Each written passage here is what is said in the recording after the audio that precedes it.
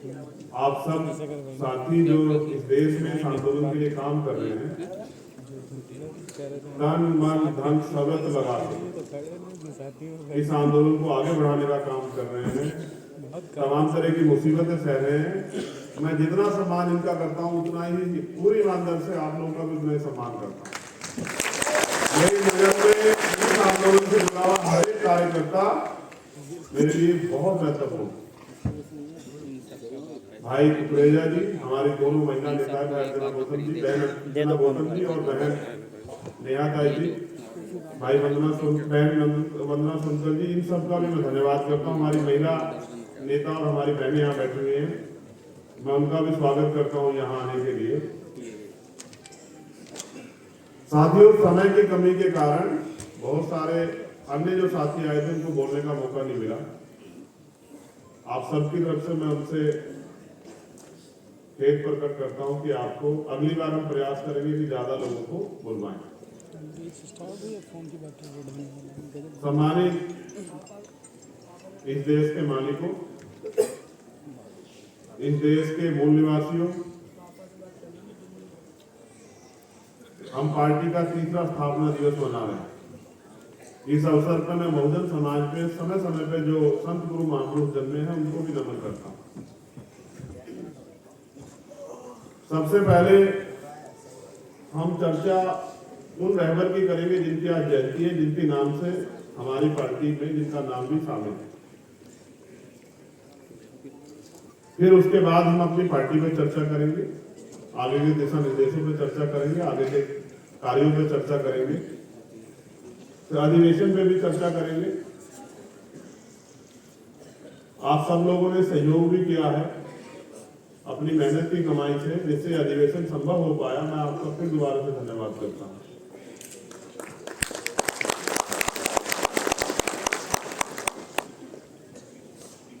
मान्यवर काशीराम साहब मेरे आपके किसी के भाषण के मोहताज नहीं थे।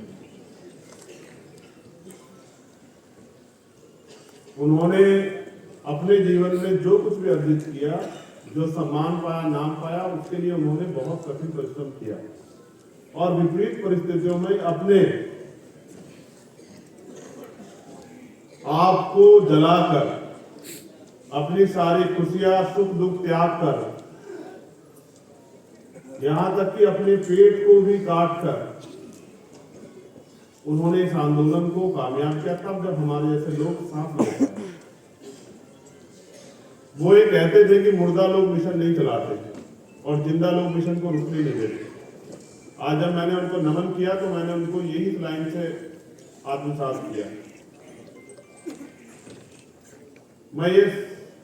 मैं धन्यवाद देता हूं सहारनपुर के साथियों का, क्योंकि वो शुरुआत के साथी उन्होंने तो सबसे पहले शुरुआत की, तो उनको भी बहुत बहुत बधाई सहारनपुर के सभी साथियों को, क्योंकि वो आंदोलन की जड़, उन्होंने इस आंदोलन को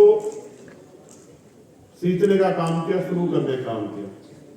लेकिन आज जब मैं देश के सभी कोनों में जाता हूं तो मैं देखता हूं कि बड़ी ईमानदारी से, हमसे भी ज्यादा मेहनत हमारे कार्यकर्ता जमीन पर कर रहे हैं। हो सकता है हमें कुछ कमी हो, लेकिन हमारे कार्यकर्ताओं की मेहनत में कोई कमी नहीं। जिस संगठन, जिस पार्टी के पास इतने ईमानदार, संकल्पित, अनुशासित, समर्पित कार्यकर्ता हो, उसको कामयाब होने से कोई नहीं रोक सकता। और जो कार्य किसी पवित्र उद्देश्य के लिए लाखों, करोड़ों, अरबों लोगों को सामाजिक न्याय, अवसर, तमाम तरह की परेशानियों से मुक्ति के लिए चलाया जा रहा हो, वो भी कभी नाकामयाब नहीं हो सकता अगर हम उसको पूरी ईमानदारी से चला रहे हैं। सम्मानित साथियों, जब मुझसे पूछा जाता है कि इतना बल कहां से आता है, तो मैं आपको बताना चाहता हूं कि इतना बल कहां से आता है। यहां हमारे एक भाई बैठे हैं, सुदर्शन यादव जी। ये बल यहां से आता है कि उनकी माता का देहांत हो गया आज, लेकिन वो आदमी यहाँ इस सभा में अपने अधिवेशन में मौजूद है। सुदर्शन भाई जय पिता का, उनके पिता का देहांत हुआ है। और मैं मंचों से कहता हूं, पिता जो है ना हीरो होता है, हीरो बेटे का। मेरा जरा मुझे पानी देना। सुदर्शन यहाँ है तो मुझे एहसास होता है कि कितना त्याग इस आंदोलन के लिए करना पड़ता है। धन्यवाद, दिल से जय भीम। वो मिशनरी गायक भी, और इसके जैसी परिस्थिति हमारे बहुत सारे परिवारों पे पहले से आ चुकी। समय समय पे एक तरफ हमारा व्यक्तिगत परिवार था और हमारे परिवार में परेशानियां थी, दूसरी तरफ समाज था। हमने परिवार को छोड़ के समाज को चुना। ये भीम आर्मी की ताकत है। जो लोग जानना चाहते हैं कि भीम आर्मी इतने कम समय में दुनिया के पटल पे कैसे कामयाब हुई, उनका नाम टाइम्स मैगजीन में उनके वर्कर का क्यों आता, उनके कार्यकर्ता का, उनको मेरा ये जवाब कि भीम आर्मी के लोग दिमाग का तो काम लेते हैं, लेकिन अपना दिल निकाल के समाज के लिए तैयार हैं, अपना दिल का निकाल के। और उसी ताकत की वजह से आज एक प्राइमरी स्कूल के हेडमास्टर का बेटा दिल्ली में खड़े होकर अपने महापुरुषों के आंदोलन को आगे बढ़ाने के लिए काम कर रहा है। अगर ये प्यार इस आंदोलन में ना हो तो बहुत सारी दुकानें और संगठन बहुत सारे लोगों ने चला रखे हैं देश में, आज तक उनको जिले में पहचान नहीं मिल पाई। इसलिए मैं भीम आर्मी आजाद समाज पार्टी के कार्यकर्ताओं का धन्यवाद देता हूं और उनको कैडर देने वाले हमारे मिशन 78 के तमाम सीनियर लोगों का बहुत बहुत दिल से धन्यवाद करता हूं, क्योंकि उन्होंने हमारी ताकत को रास्ता देने का काम किया। तो मैं जब बात काशीराम साहब पे कर रहा हूं तो मैं याद दिलाता हूं आपको कि बाबा साहब अम्बेडकर जब 56 में चले गए और उनके द्वारा बनाया गया दल आरपीआई,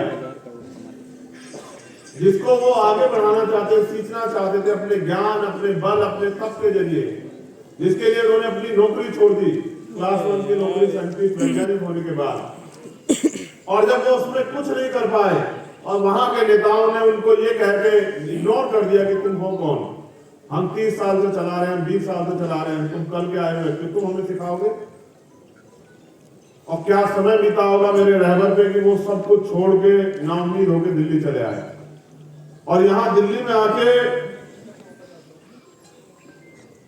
दिल्ली में उस समय एमसीडी का चुनाव था, मैंने इतिहास में पढ़ा है, क्या हुआ, उन्होंने अपने पैसे से 25 लोग जो हैं यहाँ एमसीडी में अभी यही है चुनाव लड़ाए पार्षद, अपना पैसा देकर 25 के 25 की जमानत जब्त हो गई।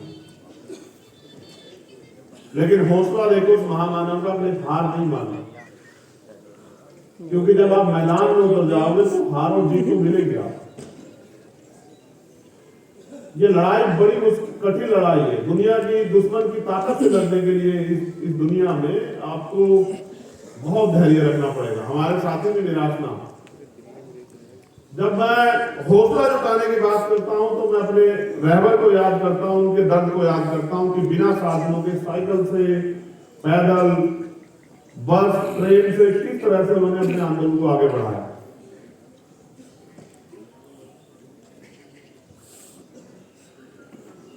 तो तब मेरे अंदर एक और बल तैयार हो जाता है कि रुकना नहीं, और तब तक नहीं रुकना है जब तक हम अपने महापुरुषों का सपना पूरा ना करें। आज तो आपने मुझे इतनी ताकत दी है कि आप मुझे हेलीकॉप्टर से आने का मौका भी देते हैं। आज तो आपने मुझे इतनी ताकत दी है कि वो आप मुझे प्लेन से भी बुलाते हैं। Private jet. लेकिन सच ये है कि जब साहब ने आंदोलन शुरू किया तब उनके पास ये साधन नहीं है। तो उन्होंने कहा तमन्ना अगर सच्ची हो तो रास्ते हजार होते हैं, और तमन्ना अगर झूठी हो तो बहाने हजार होते हैं। अगर आपके अंदर सच्ची तमन्ना, मैं गारंटी से कह रहा हूं पहले अधिवेशन में कि दूसरे अधिवेशन से होने के पहले, क्योंकि हमारा दूसरा अधिवेशन 3 साल बाद होगा, दूसरे अधिवेशन के होने से पहले आप इस देश में एक नामचीन पार्टी होंगे और आपके झंडे झंडे आपकी पार्टी की पहचान होगी।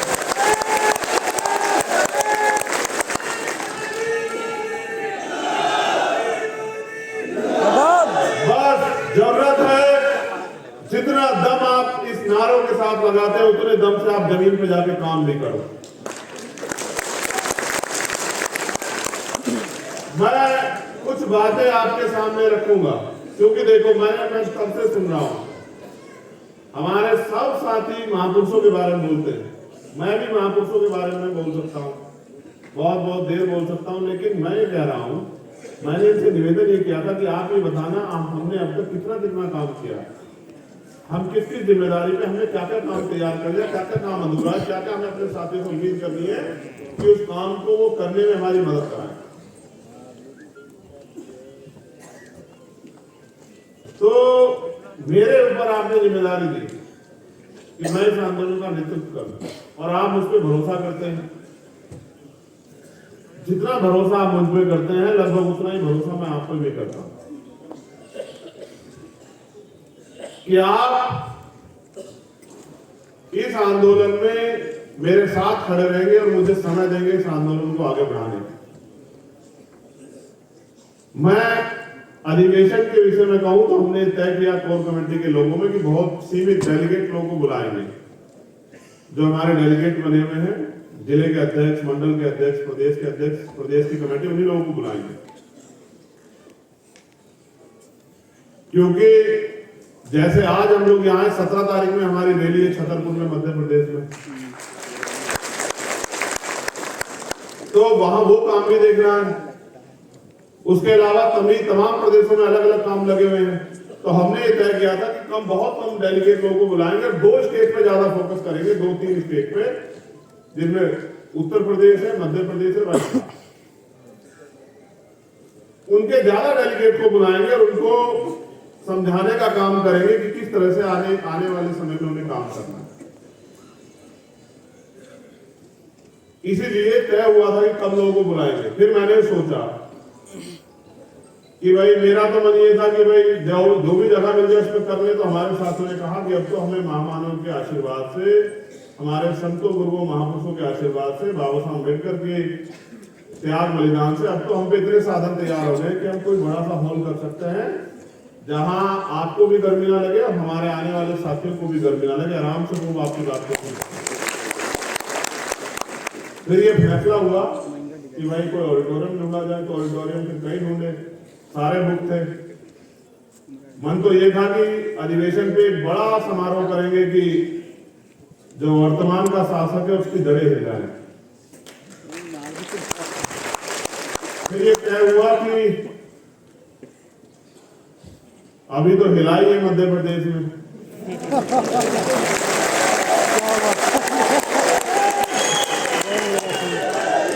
तो 1-2 महीने के बाद हिला लेंगे। इसलिए तय हुआ कि श्री फोर्ट ऑडिटोरियम में सीमित साथियों को बुला के हम लोग अपना अधिवेशन करेंगे, वरना हमारा बल उत्तर प्रदेश और देश के विभिन्न राज्यों की और दिल्ली की सरकार भी जानती है कि हमने अभी कुछ दिन पहले मध्य प्रदेश में, उससे कुछ दिन पहले दिल्ली में रामलीला मैदान में अपनी ताकत का प्रदर्शन करके इनको ये बताया था कि हमारे अंदर कितना बल है। तो अब मैं मुद्दों पे आता हूँ। जब मैं यहाँ घूम के देख रहा हूँ, बात करते हैं, तो इतने प्यारे प्यारे चेहरे बैठे हुए हैं जो बहुत ईमानदार से काम कर रहे हैं जमीन पे। अगर मैं, अच्छा ये भी अच्छी बात है कि मैं बहुत सारे लोगों के नाम नहीं जानता हूँ। मैं यहाँ बैठे 90% लोगों को नाम से जानता हूँ, सबके नाम लेके बुला सकता हूँ, क्योंकि मैं आपके काम पे नजर रखता हूँ, यही मेरा काम है। देखो अब आप नारेबाजी मत करना, जयजयकार मत करना, मेरी बात को गौर से सुनना, ठीक है?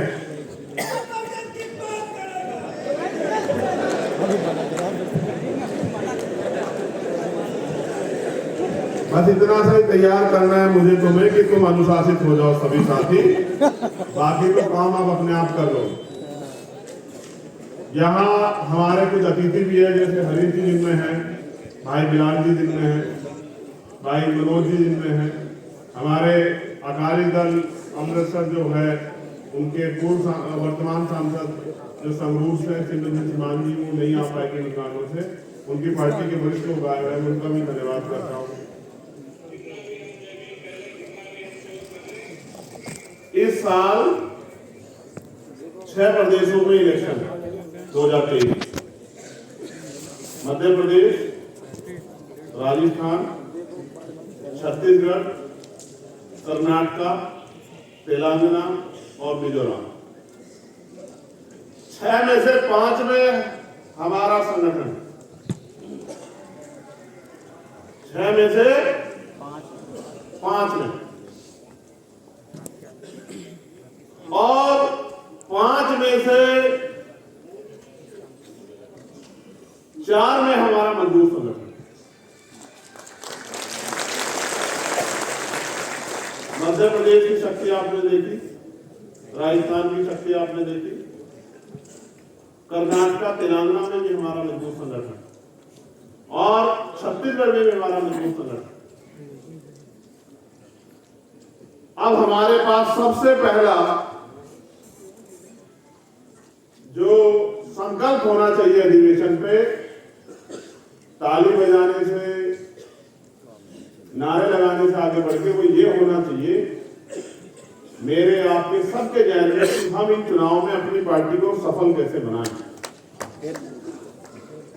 हम इन चुनाव में अपनी पार्टी को अपने पैरों पे कैसे खड़ा करें, हम इन चुनाव में बैसाखियों का सहारा छोड़ के, किराए के घरों का सहारा छोड़ के अपने मकान को कैसे मजबूत करें, हम इन चुनाव में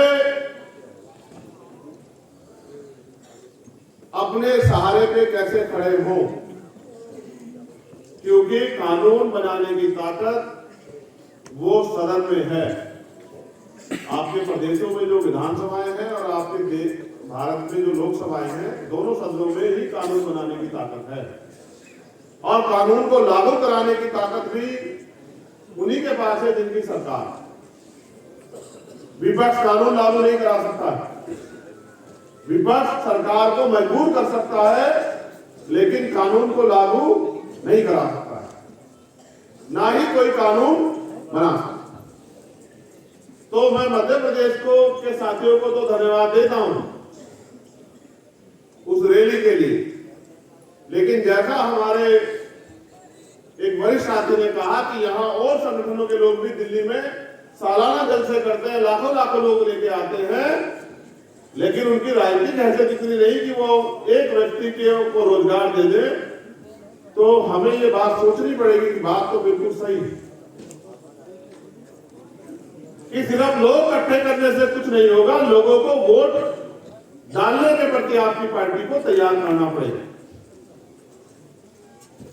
और इसके लिए बेसिक ये है कि जो हमारी वहां उन प्रदेशों में पार्टी के प्रभारी हैं, जो हमारे मिशन 78 के प्रभारी हैं, मिशन 78 के लोग हैं, उनको कार्यकर्ता को इस लड़ाई को लड़ने के लिए इस मैदान, जो सजा हुआ मैदान है, उसके लिए तैयार करना पड़ेगा। दुश्मन का मुकाबला हमें अपने छोटे छोटे साधनों से करना पड़ेगा। उनकी मनी माफिया मीडिया का मुकाबला, उनके अखबार का, उनके टेलीविजन का, उनके विज्ञापन का, सत्ता में बैठ के जो प्रलोभन को देंगे, झूठे वादे करेंगे, उनका मुकाबला हमें अपने माउथ मीडिया से करना पड़ेगा। या अपने बहुजन मीडिया के साथियों का धन्यवाद कि वो हमारी आवाज को उठाते रहते हैं। आपको अपनी क्षमता बढ़ानी पड़ेगी, आपको इस चैलेंज को स्वीकार करना पड़ेगा और आपको जमीन पे जाके काम करना पड़ेगा, आपको भाईचारा बनाना पड़ेगा, आपको लोगों को जिम्मेदारी देनी पड़ेगी, आपको अपने संगठन को बहुजन बनाना पड़ेगा। जैसे जब मैं यहाँ आया, हम एक ही समाज के, दलित समाज के लोग सबसे आगे बैठे हुए थे। मैं इस बात को बहुजन नहीं मानता, तभी मैंने माननीय अध्यक्ष से कहा कि भाई ये सही नहीं है, हम बहुजन की बात करते हैं। हमारे संगठन, हमारी पार्टी में हमने इस आइडियोलॉजी को पूर्ण आत्मसात किया, अपने संविधान में भी आत्मसात किया है, तो हमारा मंच भी बहुजन समाज का मंच होना चाहिए। अगर हमारी कथनी और करनी में फर्क होगा तो हम ज्यादा दिन इस आंदोलन को आगे नहीं बढ़ा पाएंगे, क्योंकि ये आंदोलन ही पूर्णतः सत्यता पर आधारित है, सच्चाई का आंदोलन, ईमानदारी का आंदोलन। इसलिए तत्काल मैंने इनसे कहा कि चलो, हमारे सभी साथी इतने तैयार नहीं है, उनको जानकारी भी नहीं थी, तो हमें अगर क्या तो हम सब लोग नीचे बैठेंगे या फिर जितने सीनियर साथी हैं, हम प्रयास करेंगे ज्यादा से ज्यादा लोगों को अपने साथ बिठाने का। और ये भावना जब मेरे अंदर है तो आपके अंदर भी होनी चाहिए। होनी चाहिए नहीं होनी चाहिए बताइए? जब ये भावना आपके अंदर होगी और आप जमीन पे इस तरह की विचार के साथ काम करोगे और मोहरे बनने की बजाय जो दुश्मन मोहरे बनाना चाहता है हमारे बहुजन समाज के लोगों को आपस में टकराव करा के, जो हमारी एकता को तोड़ना चाहता है, उनके मोहरे ना बनके दुश्मन की मदद ना करके अपनी छोटी छोटी बातों को वहीं निपटा के और भाईचारा पैदा करना पड़ेगा, विश्वास मजबूत करना पड़ेगा कि हमारे जो रिश्ते हैं वो सच्चे रिश्ते और हम लोग दिल से इस आंदोलन को कामयाब करना चाहते हैं। जब आप गांव देहात में जाके हमारे उन अति पिछड़े समाज के लोगों को अपने साथ जोड़ने का काम करोगे, पहली बात तो मैं दलित समाज के लोगों से कहना चाहता हूं, स्पेशली मुझे गर्व है कि आप इस आंदोलन को आपने अब तक अपने खून से सींचा, लेकिन मैं आपसे कहना चाहता हूं कि आपको और थोड़ा सा और तैयारी करनी पड़ेगी, अपने आप को पीछे रख के अपने भाईचारे के भाइयों को आगे करके इस आंदोलन को आगे बढ़ाना पड़ेगा, क्योंकि दुश्मन बड़ा चालाक है। दुश्मन हमारे लोगों को वो विधायक भी बना रहा है, एमपी भी बना रहा है और उनके हाथ में पावर नहीं दे रहा है, उनको व्यक्तिगत तनख्वाह देने लायक बना के उनसे उनके समाज का चेहरा बना के उनकी वोट को लूटने का काम कर रहा है। इसलिए आपको और हमको दुश्मन के आंदोलन को भी समझना पड़ेगा कि उसने क्या तैयारी की। इसलिए गांव देहात में जाके पाल, प्रजापति, कश्यप, निषाद, मौर्य, सत्य, कुशवा, सैन, जो तमाम पिछड़ी जातियां हैं उनके बीच में जाके उनको समझाना पड़ेगा कि आज के हालात क्या है। वो बार बार हमारी ताकत को, हमारे आंदोलन को कमजोर करने के लिए हमारे ऊपर झूठे आरोप लगाएगा, हमें धर्म विरोधी, राष्ट्र विरोधी, तमाम तरह की बातों से लोगों को गुमराह करने का काम करेगा। हम चाहते क्या है देश में, इस बात को पहुंचाने के लिए आपको उनके बीच में जाना पड़ेगा और आपको उनको ये बताना पड़ेगा कि आप ये सोचो कि मैं अभी मध्य प्रदेश गया था, आजादी के 75 साल के बावजूद भी भाई किशन लाल दागी यादव के घर अगर कच्चा मकान है, उसके समाज पे आस पड़ोस में कच्चा मकान है, तो आज भी इस देश में तमाम सरकारें रही, उन्होंने हमें इंसान भी नहीं समझा और उन्होंने ये भी नहीं समझा कि ये पक्के मकान में रहने लायक। इसलिए हमें जमीनी तौर पे अपने आंदोलन को तैयार करना पड़ेगा और आपस में ना लड़के भाईचारा बना के बहुजन समाज के लोगों में एक दूसरे के सुख दुख की लड़ाई लड़नी पड़ेगी और ये समझना पड़ेगा हर घटना के पीछे दुश्मन की कोई ना कोई साजिश हो सकती है, तो जल्दबाजी ना करके घटना की तह पे जाना पड़ेगा। अगर बिना घटना की तह पे जाएंगे तो प्रथम दृष्टया बहुत बड़ा झगड़ा लगेगा और जाके जमीन पे देखेंगे तो पता लग जाएगा कि दुश्मन ने साजिश करके हमारे लोगों को भिड़ाने का काम किया है। और हम बुद्धिजीवी तभी है जब हम उस दुश्मन की साजिश को समझ के खबरदार होकर अपने लोगों को तैयार करें।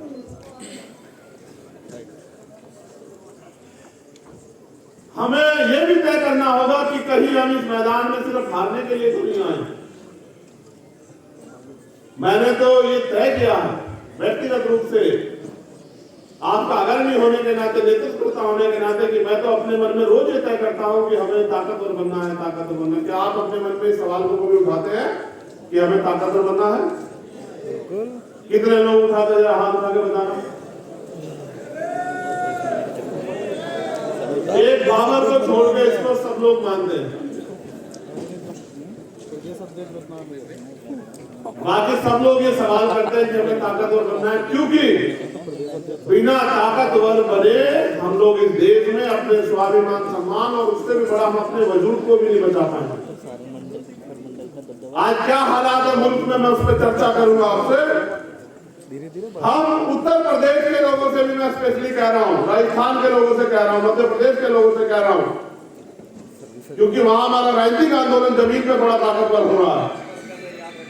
हम विपक्ष हैं, विपक्ष का काम है कि सरकार ने जो वादे करके वो सरकार में आई थी, उन वादों को विपक्ष होते हुए हमें उनसे पूरा करवाना है। इसलिए हम हर महीने पे कोई ना कोई आंदोलन जो है जिला स्तर पे करते रहते हैं। इसलिए हमें अपने आंदोलनों की संख्या बढ़ानी पड़ेगी, मुद्दों की संख्या बढ़ानी पड़ेगी। सरकार को देखना पड़ेगा कि सरकार ने क्या क्या वादे किए थे, क्या क्या उन्होंने पूरे किए हैं, और इस झूठ को भी, जो झूठ फैलाकर उन्होंने हमारे लोगों की वोट में काम किया है, उस झूठ को भी समाज के बीच जाकर बेनकाब करना पड़ेगा। हमें समाज के बीच जाके छोटी छोटी मीटिंग करके जो बड़े बड़े नेता हैं हमारे, उनको भी मैदान में उतर के लोगों को समझाना पड़ेगा, क्योंकि ये आंदोलन सब झाड़े से तैयार हो सकता है। देखो, दुश्मन पैसे भी देता है, दुश्मन साधन भी देता है, दुश्मन सब कुछ करता है। क्या यहाँ आया कोई व्यक्ति को किसने पैसा दिया है क्या? हाँ, हम पैसा भी अपना खर्च करते हैं, समय भी अपना खर्च करते हैं, ऊर्जा भी अपनी लगाते हैं, तन मन धन को भी अपने निछावर करने को तैयार है महापुरुषों के आंदोलन के लिए। तो हम यहाँ हारने के लिए नहीं आए, हमें इस आंदोलन को कामयाब करना है। इस बात का भी ध्यान हम लोग को रखना। मैंने उत्तर प्रदेश में एक प्रेस वार्ता करके 5 मुद्दों पे आपका ध्यान आकर्षित किया था। फिर मैंने एक सवाल जाके पूछा उत्तर प्रदेश के लोगों से कि भाई वो 5 मुद्दे आपको पता है? कोई बता नहीं पाया। तो मैंने ये नोटिस किया कि हमारे सभी नेताओं को वो 5 मुद्दे नहीं पता। ये सिर्फ मुद्दे नहीं है, ये हमारा चुनावी एजेंडा है। इसी चुनावी एजेंडे के साथ अगले चुनाव में हम लोग जाएंगे उत्तर प्रदेश के अंदर। मैं बधाई देता हूं उत्तर प्रदेश के साथियों को कि उन्होंने मजबूत संगठन जमीन पर तैयार किया है, और अभी जैसे जैसे समय नजदीक आएगा भविष्य के चुनाव का, तब तक हमारा संगठन और मजबूत हो जाएगा। वो 5 मुद्दे भी आपको, आप सब लोगों को, पूरे देश में रहने वाले लोगों से जुड़े हुए मुद्दे, उनका भी आपको ध्यान रखना चाहिए, क्योंकि हमारी समस्या राष्ट्रव्यापी है। हमें आंदोलन को राष्ट्रव्यापी बनाना है, तो हर चीज पे मेरे द्वारा कही गई हर चीज पे आपकी नजर होनी चाहिए। और अगर आप ये सोचते हैं कि भाई तो नहीं देख रहे, मैं इसके खिलाफ काम करूं, तो ये अच्छी बात नहीं है। भाई, मैं अपनी बात को आप तक पहुंचाऊं, इसके लिए मेरे पास एक ही जरिया, क्या तो मैं बहुजन मीडिया के लोग मेरी बात को आपको सुना देते हैं, या फिर मंच से मैं अपनी बात को बोल देता हूं। टीवी वाले, अखबार वाले तो वही दिखाएंगे जो उनको दिखाना है, वो हमारी सारी बात को तो नहीं दिखा सकते, क्योंकि उनको जो उनको जरूरत है वो नहीं देते। इसलिए आपको ही समाज के बीच में जाके मेरे द्वारा, पार्टी के द्वारा, संगठन के द्वारा, हमारे लीडरशिप के द्वारा जो काम किया जा रहा है, जो करने की इच्छा है, उसको बताना पड़ेगा, तभी समाज के अंदर जागृति पैदा होगी। जैसे हमने मांग की और उसका निष्कर्ष भी आ गया। देखिए, आज मैं आपको चर्चा करूंगा। हमने वहां ये मांग की थी जब हमने प्रेस कॉन्फ्रेंस की कि भारत में मंडल कमीशन के बाद 49.5% पे सुप्रीम कोर्ट ने कहा कि आरक्षण की यही सीमा हो सकती है, इसके ऊपर नहीं हो सकती। लेकिन फिर 2019 के चुनाव से पहले, लोकसभा के चुनाव से पहले, सरकार ने तत्काल ईडब्ल्यूएस पास करा दिया।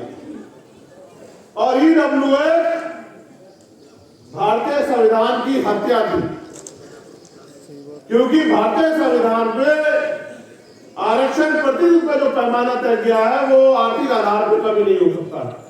हमारे नेताओं ने अपने वोट बैंक के चक्कर में अपने ईमान को गिरवी रख के उसका समर्थन किया। उसका परिणाम यह हुआ, जबकि वो संवैधानिक था, लेकिन जब वो बात सुप्रीम कोर्ट में गई, हमारे लोगों को उम्मीद थी कि सुप्रीम कोर्ट से न्याय मिलेगा, लेकिन जिस तरह से भारत की न्याय व्यवस्था आज है और उसमें कोलोजियम सिस्टम है, उसकी वजह से पिछड़े दलित, आदिवासी, अल्पसंख्यक समाज के लोगों का वहां प्रतिनिधित्व नहीं है, चंद परिवारों का कब्जा है। उसके कारण वो ईडब्ल्यूएस उन्होंने संवैधानिक उसको जो है कर दिया, और भारत में आरक्षण की सीमा 49.5% से बढ़ के 59.5% हो गई। अब जो नए विज्ञापन आते हैं, आप देखना, 2 साल में ईडब्ल्यूएस का कोटा अगर 100 भर्ती आ रही तो 70 का आ रहा है, और जो इतने लंबे समय का बैकलॉग है उसमें दलित पिछड़ों के बच्चों का कोटा वो 2-4 सीटों का आ रहा है।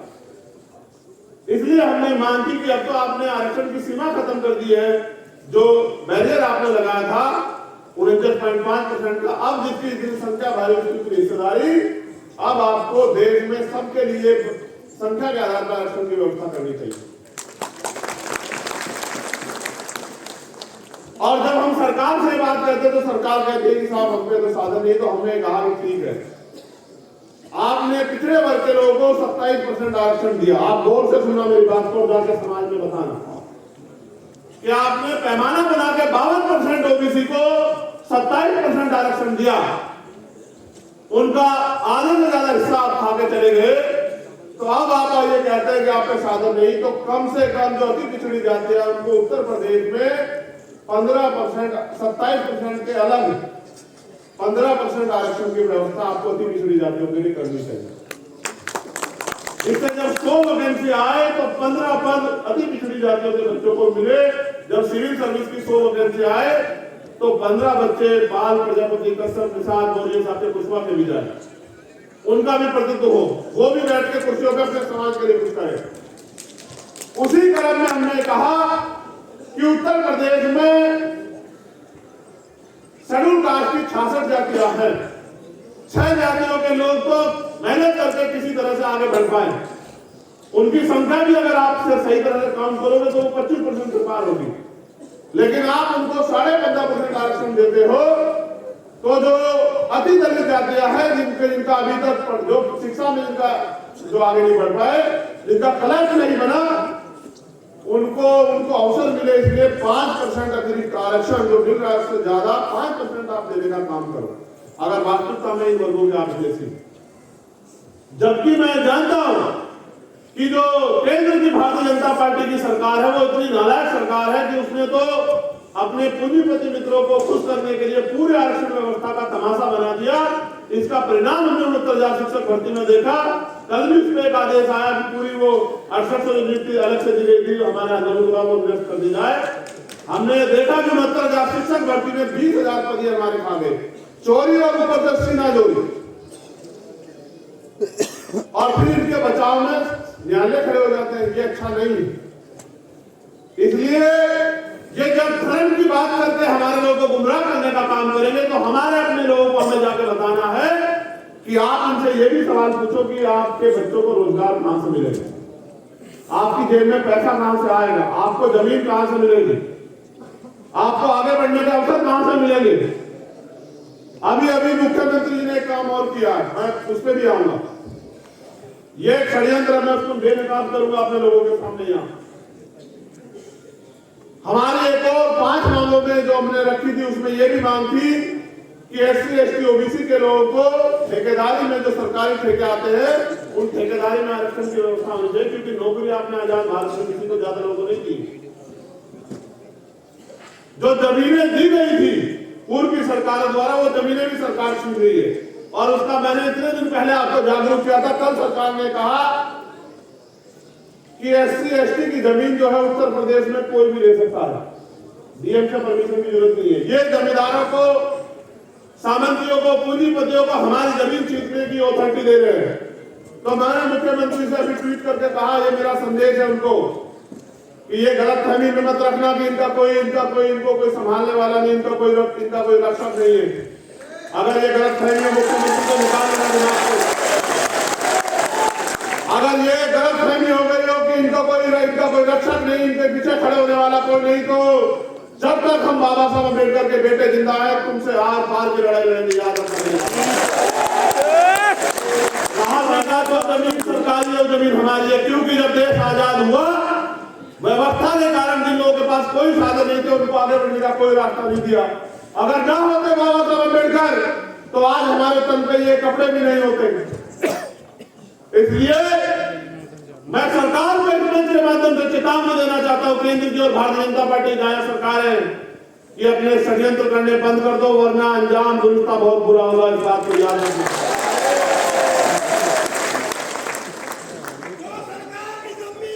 वो सरकार बदलनी है, वो सरकार बदलनी है। ये जमीन छीनना चाहते हैं और हम जमीन दिलाना चाहते हैं। ये बात भी आपको बतानी पड़ेगी कि जमीन दिलाने की ताकत सरकार में होती है, इसलिए हम कहते हैं कि अपने लोगों की चलो ताकत को समझो। रोजगार देने की ताकत सरकार में होती है, इसलिए मैं आप लोगों से, मध्य प्रदेश राजस्थान के लोगों से कह रहा हूं कि अपने लोगों को इनके भरोसे मत छोड़ो, उनको हाथ फैलाने मत दो। रोजी रोटी के लिए मोहताज हो गए हमारे लोग, वहां इनके भरोसे मत रहो। अपने लोगों को ताकतवर बनाने के लिए, उनको समझाने के लिए उनके बीच में जाओ। और भी कई मांगे हमने वहां रखी थी उस समय, लेकिन क्योंकि हमें आगे बढ़ना है और बहुत सारी महत्वपूर्ण बातें करनी है आपसे, एक षड्यंत्र जो किया है ये बेनकाब होना बहुत जरूरी है। किसी की हैसियत नहीं पूरे देश में कि वो इस षड्यंत्र का सामना कर ले, लेकिन इस षड्यंत्र को बेनकाब करना नेतृत्व करता है कार्य में जिम्मेदारी। कल एक शासनादेश आया हमारे नेता पुलिस में उत्तर प्रदेश के, और ये सब जगह होगा, सिर्फ उत्तर प्रदेश में नहीं होगा, आप देख लेना। उन्होंने कहा कि 22 तारीख से 30 तारीख तक रामनवमी का त्योहार है और तमाम तरह की जो धार्मिक आयोजन है वो होगा, और उसमें 1 लाख रुपया हम लोग पंडित पुजारियों को ये काम करने का देंगे। पहली बात, संविधान ये स्पष्ट करता है कि कोई भी धार्मिक कार्य किसी भी जाति धर्म का हो वो सरकारी खर्चे पे नहीं हो सकता। ताले हाथ खोलो, दिमाग खोलो, हाथ में जोड़ो, दिमाग खोलो। वो ये कह रहे हैं, देखो उनका षड्यंत्र। उन्होंने कहा कि डीएम एसएसपी जाके व्यवस्था करेंगे, एसडीएम जाके व्यवस्था करेंगे। उनका लक्ष्य क्या है, इस बात को समझो भाई। धर्म आपका व्यक्तिगत मामला है, कोई आपको अपने धर्म को मानने से नहीं रोक सकता, और चाहे वो हिंदू धर्म के लोग हो, मुस्लिम धर्म के लोग हो, ईसाई धर्म के लोग हो, सिख धर्म के लोग हो, कोई भी धर्म देना सिखाता, लेना नहीं सिखाता, लूटना नहीं सिखाता, जो सिखाता। और धर्म को मानने वाले लोग अपनी आस्था ये होती है कि वो अपना खर्च करके अपने धर्म को सीखते हैं। ये है असली धर्म। इन्होंने व्यवस्था की है कि बैनर लगेंगे जनप्रतिनिधियों के, वो सरकारी खर्चे पे लगेंगे, और मंदिरों में लगेंगे, और मंदिरों में जो एमपी एमएलए है, क्योंकि इनकी सरकार है वहां, तो इनके नेता वहां मुख्य अतिथि होंगे। आप सोचो, ये मंदिर को राजनीतिक घर बनाना चाहते हैं कि मंदिरों में इनके नेता जाए, सरकारी खर्चे में जाके भाषण दे, और भाषण देके कहें कि देखो हमारी पार्टी ने किया है, इसलिए आप हमारे साथ जुड़ जाओ। ये हमारे दलित पिछड़े वर्ग के लोगों को बेवकूफ बनाने की तैयारी है, उनकी वोट को लूटने की तैयारी है। ये कोई धार्मिक नहीं है। अगर धार्मिक होते हैं तो मंदिर छोड़ के गोरखपुर का, ये लखनऊ की सत्ता में नहीं बैठे होता, आप सब लोग जानते हैं। हमें अपने समाज को सावधान करना होगा। हमारी बहनें वहां जाएंगी मंदिरों में पूजन करने के लिए, ये वहां अपनी बात बता के उनको बेवकूफ बनाने का काम करेंगे। हमें ज्यादा बड़े पैमाने पर, मैं आपसे कह रहा हूं कि अपनी बहनों को इस आंदोलन से जोड़ना पड़ेगा, हमारी मां को तैयार करना पड़ेगा। हमारी बहुजन सेना जो इतिहास उनका गवाह है, इतना बड़ा इतिहास है, मां सावित्रीबाई फुले से लेके मां अंतिकाबाई लोधी, मां झलकारी बाई, मां पन्नादाई, इतना बड़ा इतिहास है जिसका कोई तोड़ नहीं। उन वीरांगनाओं को, जो आज की वीरांगना, उनको तैयार करना पड़ेगा। कुछ यहाँ बैठी है, कुछ घर पे है, उनको हमें जाकर समझाना पड़ेगा कि इनसे कहो कि अगर वास्तविकता में तैयार करना है तो महिलाओं को सशक्त करो और हर महिलाओं को रोजगार दो। अगर तैयार करना है तो सुरक्षा करो बहन बेटियों की। उत्तर प्रदेश और देश में जहां तुम्हारी सरकार निगम हो, बहन बेटियों की सुरक्षा नहीं कर पाते हो, भाषण देते हो, बेटी बचाओ बेटी पढ़ाओ के नारे देते हो, और आपकी सरकार में हाथरस के साथ क्या हुआ आपने नहीं देखा क्या? ये भारतीय जनता पार्टी के लोग और इनकी महिला नेताएं भी चुप थी बिल्कुल, और सीबीआई ने क्लोजर रिपोर्ट लगाई और कहा कि ये हुआ। देखो किस तरह से सत्ता का दुरुपयोग करके उन्होंने हमारी बहन को, न्याय को जो है बाधित करने का काम किया। देखा आपने किस तरह से आपके साथ हुए अन्याय का मजाक उड़ा उत्तर प्रदेश में। 3 लोगों को बरी कर दिया और 1 आदमी को सजा, और वो जो धाराएं बैठी थी वो हटा दी। पूरी सरकार खड़ी थी आरोपियों को बचाने के लिए। केवल भीम आर्मी के लोग जमीन पर लड़ रहे थे उस समय, आजाद समाज पार्टी के लोग, और उनका दबाव था दिल्ली में कि मुख्यमंत्री को मजबूर होना पड़ा न्याय के लिए, लेकिन फिर भी न्याय के साथ घोटाला किया। याद रखना कि गुंडों को बचा नहीं पाओगे मुख्यमंत्री, मेरी बात को याद रखना। क्या उंगली दिखा के बात करते हो? सदन में नहीं हुआ, मैं सदन में वरना देता जवाब अपने लोगों की तरफ से बता दें उंगली कैसे दिखाई जाती है। घमंड तो बहुत बड़े बड़े अहंकारियों के ग्रुप हुए। मैं इसलिए उत्तर प्रदेश के लोगों को ज्यादा निर्देशित करना चाह रहा था, क्योंकि उनके यहाँ पंचायत, उसका नगर पंचायत का चुनाव आ गया अप्रैल में, और आपने देखा जब ये आपके बीच में आया तो आप पूछना इनसे कि बताओ पिछड़े वर्ग के लोगों को नगर निकाय में आरक्षण न मिले, इसकी तैयारी क्यों करके रखी है आपने? क्यों इतने दिन तक आपने जो है वो ट्रिपल टैक्स पास नहीं करवाया?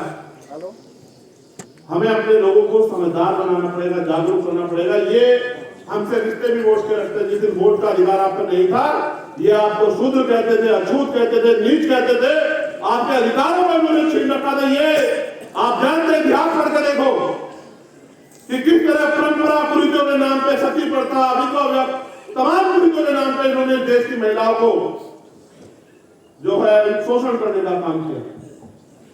ऐ मेरे मूल निवासी बहुजन समाज के लोगों, अपने दिल पे हाथ रखकर पूछो कि सती प्रथा के नाम पे अगर आज सती प्रथा होती और आपके घर में अगर आपके घर में कोई बहन विधवा हो जाती, चाहे वो आपकी बहन हो, भाभी हो, माँ हो, उसको संखलों में बांधते अगर जलती चिता पे लिटाया जाता तो आपके छाती पे क्या बीतती, आपके दिल पे क्या बीतती, आप सोच कर देखिए। क्योंकि तब हम पे अधिकार नहीं थे, देश तब गुलाम हुआ जब ये देश के बहुजनों को लड़ने का अधिकार नहीं था, उनको हथियार उठाने का अधिकार, तब गुलाम हुआ। आज गुलाम करके दिखा दो। अगर किसी की माने दूर की, चाहे वो चाइना, पाकिस्तान या कोई सा भी देश हो, जिसको गलत फहमी अब गुलाम बना के दिखा। ये गुलाम तब हुए हम जब इनके हाथ में पावर थी और हम बहुजन लोगों को, दलित पिछड़े आदिवासी और अल्पसंख्यक लोगों को कहा कि तुम हथियार नहीं उठा सकते हो। आज तो हम अपने हकों के लिए लड़ने को तैयार हैं। मैं आपसे ये भी कहना चाहता हूं, पूरे देश के लोगों को, आप जाके वहां मुझे रिप्रेजेंट करेंगे, आप बताएंगे, मैंने कहा था डायरी पेन लेके आना कि हम क्या चाहते हैं। मैंने आपसे अपील की कि पार्टी गाइडलाइन से अलग हटके अनुशासन को त्याग कर कोई काम ना किया जाए। आपका अनुशासन आपकी ताकत है। जब आप अनुशासित रहेंगे इससे आपकी ताकत बढ़ेगी। जब आप गाइडलाइन पे रहेंगे तब आपकी ताकत बढ़ेगी। जब हम भीड़ बन जाएंगे आपकी ताकत नहीं बढ़ेगी। इसलिए जो पार्टी के आदेश आते हैं उनको पालन किया करो भाई। ये बात मैं आपसे कहता रहता हूं भाई। जितना इस पार्टी के लिए मैं जिम्मेदार हूं कि आप लोग जिम्मेदार नहीं हो, जो सब लोग बैठे बताओ जरा, जो सब लोग बैठे बताओ क्या मैं अकेला जिम्मेदार हूं? क्या सारा भार मेरे कंधों पे या आपके कंधों पे भी है? कुछ हमारे कंधों पे भी है। तो आप लोग ये क्यों नहीं ख्याल रखते कि किसी भी कारण आपकी पार्टी का मान सम्मान कमजोर नहीं पड़ना चाहिए? आपकी किसी बात से आपके किसी साथी को ग्लानि अपमान महसूस नहीं होना चाहिए। क्या आप इन बातों का ख्याल क्यों नहीं रखते हो? इसलिए दिशा निर्देश के तौर पर मैं कह रहा हूं कि जो आपसे वरिष्ठ साथी हैं उनके आदेशों का पालन किया करो। और आपको कोई शिकायत हो तो उसको जब मीटिंग हुआ करे, समीक्षा हुआ करे, तब जो है अपनी बात को रखा करो। सार्वजनिक उपक्रमों पे अपनी बात को ना रखा करो, उससे आपकी पार्टी, आपके संगठन की छवि को धब्बा लगता है। क्या आप अपनी पार्टी संगठन के विरोधी हो? नहीं। तो आपको चाहिए कि संयम और धैर्य के साथ अपनी बात को समय लेते रखे, धैर्य रखे। अगर आज मुलाकात नहीं हो रही है तो जरूरी नहीं कि आज इस बात में चर्चा हो, 4 दिन बाद मुलाकात होगी, सब चर्चा हो जाएगी। अभी हमारे गरीब साथी ने मुझसे कहा कि भाई मुझे आप उत्तर प्रदेश की लिस्ट दे दो। तो मैंने उनसे कहा, क्योंकि वो बहुत धैर्यपूर्ण हमारे नेतृत्व करता है, तो मैंने उनसे कहा कि जब हम दोबारा मिलेंगे तब मैं आपको दे दूंगा। उन्होंने एक बात में समझ लिया, आप भी समझा करो। अब ये पूरा आपके कंधों पे है, स्पेशली नौजवान लोगों के, ये नौजवान लोगों के कंधे पे है। मैं बिहार के साथियों का भी धन्यवाद करना चाहता हूं कि उन्होंने बहुजन समाज जोड़ो भाईचारा तैयार करो यात्रा के जरिए पूरे बिहार में जो सत्ताधारी दल के साथी लोग हैं उनकी यात्रा में भी इतनी भीड़ थी, जितनी भीड़ उन्होंने जुटाने का काम किया, जितनी मेहनत करने का उन्होंने काम किया। मैं वहां से नेतृत्व करता दोनों साथियों का, और वहां से पहुंचे सभी और जो वहां है उन सभी साथियों का दिल से धन्यवाद करता हूं कि वहां भी उन्होंने आपने एहसास करा दिया कि आने वाले कल में आजाद समाज पार्टी की ईमानदारी के बिना वहां भी आगे राजनीतिक आंदोलन उन लोगों का नहीं बढ़ सकता। तो इस बात को आगे बढ़ाते हुए मैंने बीच में भी कहा और आप सब आपसे पुनः कह रहा हूं, क्योंकि आधी आबादी को ये लोग प्रभावित करने का काम करेंगे, इसलिए मैं आपसे कह रहा हूं कि ज्यादा बड़े पैमाने पे बहुजन समाज की महिलाओं को आप लोग अपने संगठन पार्टी से जोड़ने का काम करें, उनको जिम्मेदारी देने का काम करें, उनको समझाने का काम करें, उनको एहसास कराएं कि देश में क्या चल रहा है और देश में जो देश के दुश्मन लोग हैं, जो नकली राष्ट्रभक्त लोग बनते हैं, वो क्या करना चाहते हैं, ये बताने का काम भी आप महिलाओं को करें। ठीक है? मैंने आपसे पिछले भीम आर्मी के अधिवेशन में कहा था कि हम जल्द अपना अखबार जो है वो करेंगे। तो हमारा न्यूज पोर्टल रेडी हो गया है, अगले महीने हम लोग उसको लॉन्च करेंगे। आगे जो भी न्यूज़ होगी, जो भी रैलियां होगी, सब चीजों की इंफॉर्मेशन आपको उस पर मिला करेगी। अगले महीने हम लोग उस न्यूज पोर्टल को लॉन्च करेंगे। यहाँ बिजनौर के साथी भी हमारे आए हुए, वहां हमारा कार्यालय भी बना है नगीना में। उस कार्यालय का भी उद्घाटन हम लोग अगले महीने करेंगे। आप लोग तैयारी कर लो, अगले महीने उस कार्यालय का उद्घाटन भी नगीना में होगा। ठीक है।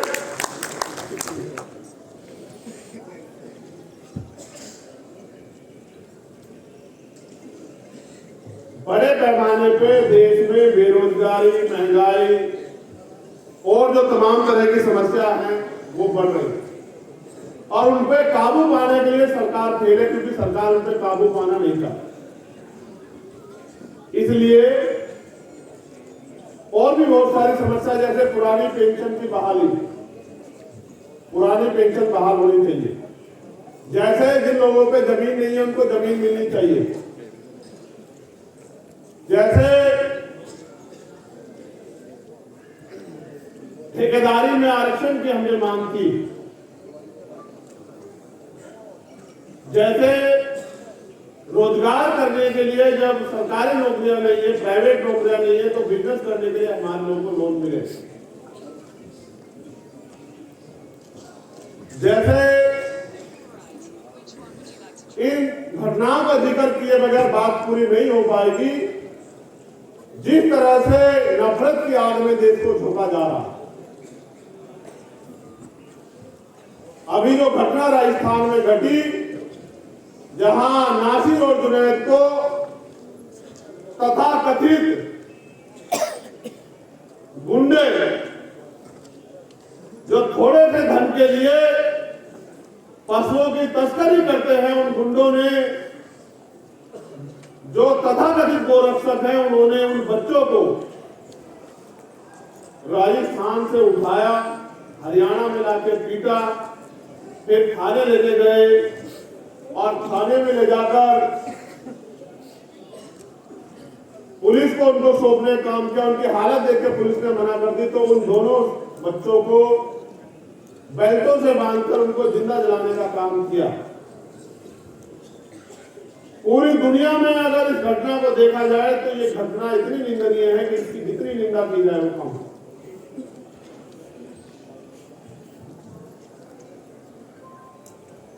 जब मैं सती प्रथा का जिक्र कर रहा तो बिल्कुल ऐसा ही दर्द पैदा होता है जो इस घटना में हुआ, जिंदा लोगों को जलाने का। वो तो मैं धन्यवाद देता हूं राजस्थान और हरियाणा की टीम का, उन्होंने एक दिन में पूरा 1 दिवसीय आंदोलन करके सभी मुख्यालयों पे, और उनके सहयोगी के रूप में उत्तर प्रदेश उत्तराखंड की टीमों ने सभी जिला मुख्यालयों पे आंदोलन करके उस निकम्मे मुख्यमंत्री को उन परिवारों से मिलने जाने के लिए मजबूर कर दिया, जबकि उनकी सरकार में अभी तक गिरफ्तारियां नहीं मिली। यहाँ मॉब लिंचिंग की घटनाएं होती हैं, यहाँ ग्रंथ साहिब की बेइज्जती की घटनाएं होती है, यहाँ तमाम तरह से हमारे गुरुओं को, हमारे पवित्र स्थलों को ढाने की तैयारी चल रही है। बड़े पैमाने पे सरकार के लोग बसे में, जो 60-70 साल से लोग बसे में, बरेली बदायूं का एक मामला मुझे बताया साथियों ने, उन परिवारों को उजाड़ने का काम कर दिए, हल्द्वानी में जिसको उजाड़ने का काम किया। इन सब के खिलाफ भी हमें लड़ने की तैयारी करनी चाहिए और अपने संवैधानिक आंदोलन से सरकार को, इनकी सरकार की साजिश को नाकामयाब करना चाहिए। हमें जमीन पे जाके अन्याय करने वाले लोगों से, जो पीड़ित लोग हैं, उनकी आवाज बनना चाहिए, उनके साथ खड़ा होना चाहिए। जब नाइंसाफी हो, अन्याय हो, तो हमें जाति धर्म से ऊपर उठ के उनकी मदद करनी चाहिए। ये हमारी जिम्मेदारी होनी चाहिए। मैं एक भीम आर्मी के वरिष्ठ साथी यहाँ बैठे, सीनियर साथी, उनको भी एक आग्रह करना चाहता हूं कि वो अपनी पाठशालाओं पे ज्यादा काम शुरू करें।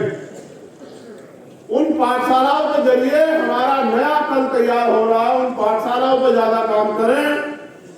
उसके साथ साथ भीम आर्मी को अब हम बहुजन सुरक्षा दल के रूप में भी उनसे काम लेंगे। बहुजन सुरक्षा दल का क्या काम है, इसको जानने के लिए अब संगोष्ठियां जो है आप लोगों के बीच में रखी जाएंगी और भीम आर्मी के लोगों को, भीम आर्मी के हमारे नेताओं को, अपने कैडर को तैयार करना है कि वो अपने इस दल को, इस शक्ति को बहुजन समाज की सुरक्षा में समर्पित अर्पित करने का काम करें। उस सुरक्षा दल के जरिए जो वोटों की लूट होती है, जो ईवीएम द्वारा वोटों की चोरी हो रही है, जो तमाम तरह से वोट कटवाई जाती है या हमारे लोगों को डरा धमकाया जाता है या फिर हमारे लोगों को जो अन्याय होता है, हमारे कार्यकर्ताओं को जो नुकसान पहुंचाया जाता है, झूठे मुकदमे लिख के जो जेल भेजा जाता है, उनके खिलाफ भी जो है निर्णय लेने की क्षमता उनको हम लोग देंगे कि वो निर्णय लेके इनके खिलाफ भी ताकतवर तरीके से काम करें। विकल्प के तौर पे, भविष्य के तौर पे हम पे जो अगले संकल्प है वो हरियाणा में आजाद समाज पार्टी काशीराम के आंदोलन को खड़ा करने का है, उड़ीसा झारखंड में आजाद समाज पार्टी काशीराम के आंदोलन को खड़ा करने का है। इसलिए मैं हरियाणा, उड़ीसा, छत्तीसगढ़ के साथियों से कहना चाहता हूं कि वो भी कमर कस ले, क्योंकि वहां भी राजनीतिक शक्ति की जरूरत है। क्योंकि जब तक राजनीतिक शक्ति नहीं होगी तब तक वहां आपके हाथ अपने लोगों की मदद के लिए कलम की ताकत के साथ आगे नहीं बढ़ पाएंगे। इसलिए वहां भी आप तैयारियां कर लें। और मैं जो वहां प्रभारी है भीम आर्मी के जो प्रदेश के संयोजक है, उन सब लोगों से कहना चाहता हूं कि वो कमर कसे। अब आपको राजनीतिक शक्ति की जरूरत है समाज को अवसर देने के लिए, इसलिए आपको अपनी तैयारी को मजबूत करना चाहिए। उत्तर प्रदेश के जो साथी हैं उनको नगर निकाय चुनाव की तैयारी मजबूती से करने के लिए तैयार होना चाहिए। वही हरियाणा और छत्तीसगढ़, राजस्थान के साथ, उड़ीसा के साथ साथियों को अपने संगठन निर्माण कार्य में लगना चाहिए और मध्य प्रदेश, राजस्थान के साथियों को सत्ता प्राप्ति के लिए लगना चाहिए। उनको अपने पैरों पर खड़ा होने के लिए लगना चाहिए। उनको आखिरी मनमुटाव त्याग करके निर्णय लेके अपनी ताकत बनाने के लिए तैयार होना चाहिए। करोड़ों माओ बहनों, बुजुर्गों, नौजवानों के आंसुओं, उनकी तकलीफों का ख्याल रखते हुए अपने आप को ताकतवर बनाने के लिए समर्पित करना चाहिए। ऐसा भी मेरा मानना है कि आप लोग करके मुझे दिखाओगे। हमने अगले टारगेट के तौर पे उत्तर प्रदेश के लोगों के लिए भी एक टारगेट रखा है कि उनको अगले 6 महीने के अंदर 10 लाख सक्रिय सदस्यों की सदस्यता जो है उत्तर प्रदेश में करानी है। इतने सक्रिय सदस्य उत्तर प्रदेश में होने ही चाहिए। और 9 अक्टूबर को, मेरी आवाज आ रही है वहां ऊपर, 9 अक्टूबर को हमारी उत्तर प्रदेश की पहली रैली राजधानी लखनऊ में होगी। 9 अक्टूबर आज हम लोग जिनकी जयंती मना रहे हैं, उनके परिनिर्वाण दिवस पे हम वहां की सरकार को भी ये बताएंगे कि अब उत्तर प्रदेश में भी आपका अन्याय, आपका झूठ हम लोग चलने नहीं देंगे। इसके लिए आपको दीवारों का, अपने शरीर का सहारा लेना पड़ेगा, तमाम तरह के छोटे साधनों का सहारा लेना पड़ेगा, सोशल मीडिया का सहारा लेना पड़ेगा। अभी से आपको लिखना शुरू करना पड़ेगा, 9 अक्टूबर लखनऊ चलो। लखनऊ पहुंच के, लखनऊ के जरिए हमें उत्तर प्रदेश में जो हमारे रहबर बहनोर काशीराम साहब ने जो हमारी शक्ति तैयार की थी, जो षड्यंत्र द्वारा हमसे छीन ली गई, उस शक्ति को पुनः प्राप्त करना है। इसकी तैयारी भी हमें करनी चाहिए।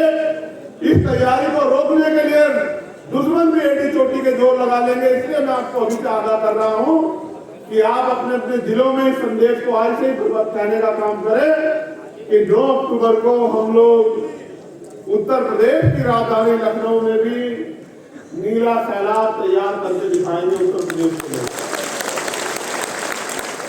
इस तरह मध्य प्रदेश में हमने तय किया है कि मध्य प्रदेश में पहला आदिवासी मुख्यमंत्री आजाद समाज पार्टी काशीराम देगी और उसके साथ साथ एक पिछड़े वर्ग का उप मुख्यमंत्री, एक अनुसूचित जाति का उप मुख्यमंत्री और एक अल्पसंख्यक समाज का मुख्यमंत्री भी हमारी पार्टी वहां सरकार बनाने को देगी।